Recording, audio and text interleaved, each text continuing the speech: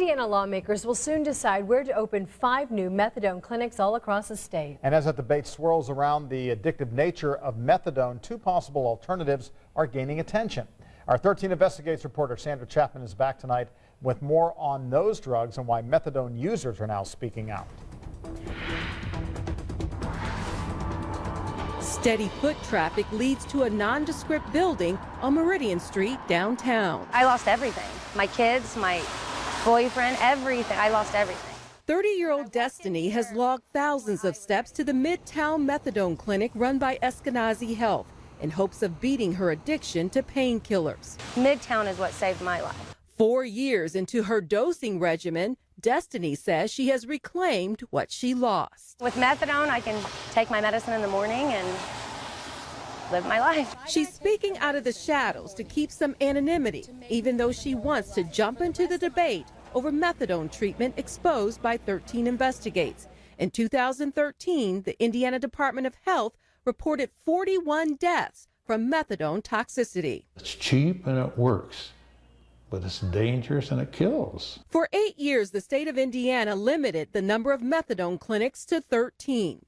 As addictions to opioid drugs like heroin and painkillers surpass epidemic proportions across the state, lawmakers now plan to add 5 new clinics. Still, there's questions about methadone. Methadone in itself is very addictive, and they become addicted to a legal drug as opposed to an illegal drug. I want to come off methadone. That's my goal, but it's very scary.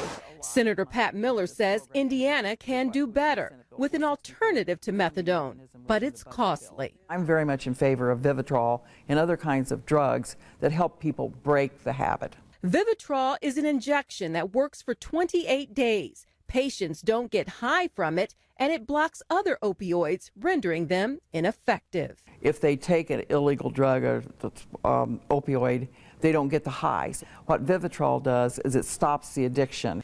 The problem is it can cost up to $1,200 a shot, and if a patient isn't clean, it means a brutal withdrawal. You have to be 7 to 10 days in the clear from any opiates, and it's almost impossible to get there.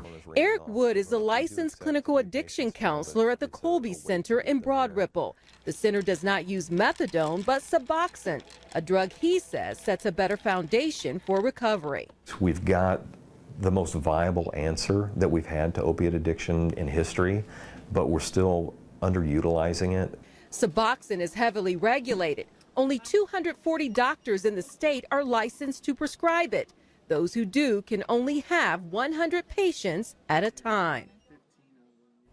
And tonight, Wood says drastic changes are needed to make Suboxone more accessible. Lawmakers are deciding where to put those new clinics, but all must be connected to a health center or hospital like the one at Midtown run by Eskenazi. Now, discussions on what drugs to use are still ongoing.